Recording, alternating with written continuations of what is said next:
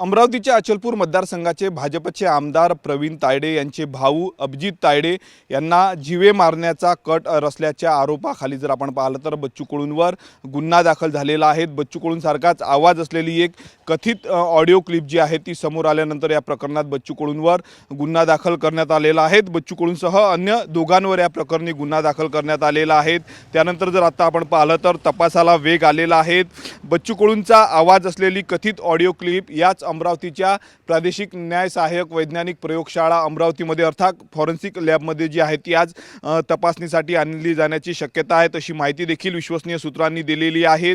सोबतच ही audio clip या ठिकाणी आणल्यानंतर बच्चू कडूंचा तोच आवाज आहे का यासाठी देखील बच्चू कडूंना देखील या ठिकाणी बोलावलं जाऊ शकतं। बच्चू कडूंच्या आवाजाचे सॅम्पल जे आहे ते याच ठिकाणी घेतले जाणार आहे। त्यानंतर साधारणतः 1 ते 1.5 महिन्याच्या कालावधीमध्ये संपूर्ण या ऑडिओ क्लिपचा जो आहे तो अहवाल समोर येणार आहे। आपण बघू शकतो या ठिकाणी प्रादेशिक न्याय सहाय्यक वैज्ञानिक प्रयोगशाळेची संपूर्ण इमारत आहे आणि याच ठिकाणी जर आपण पाहिलं तर मोठ्या ज्या काही घटना असतात त्यामध्ये घटनांमधले जे काही तपास असतात वैज्ञानिकदृष्ट्या असो किंवा तांत्रिकदृष्ट्या किंवा रक्ताचे नमुने संपूर्ण या ठिकाणी जे आहेत ते तपासणीसाठी आणले जात असतात आणि त्याच पार्श्वभूमीवर बच्चू कडूंच्या या प्रकरणात देखील मध्ये जर आपण पाहिलं तर नमुने जे आहेत ते या ठिकाणी आणले जाणार आहेत। ऑडिओ क्लिप साधारणतः चांदूर बाजार पोलीस या ठिकाणी सुपूर्द करणार आहे याच प्रयोगशाळेला आणि या ठिकाणी त्याची संपूर्ण तपासणी होणार आहे। या दरम्यान बच्चू कडूंना देखील या ठिकाणी बोलावलं जाऊ शकतं। माहिती सूत्रांनी दिलेल्या माहितीनुसार ज्या पद्धतीनं बच्चू कडूंसारखा आवाज आहे तेच शब्द जे आहेत ते एका कागदावर लिहिले जातात आणि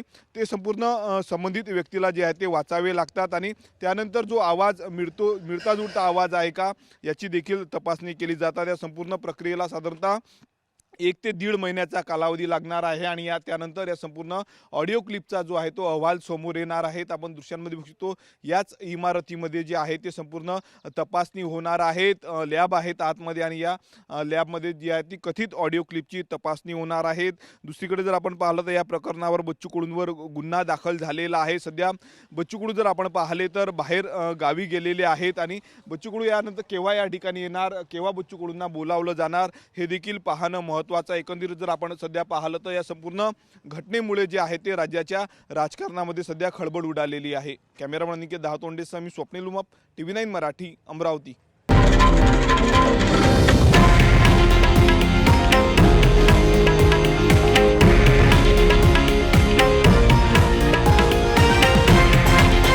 हे आहे देशातील नंबर 1 न्यूज नेटवर्क आणि आपण पाहत आहात TV9 मराठी, एकमेव।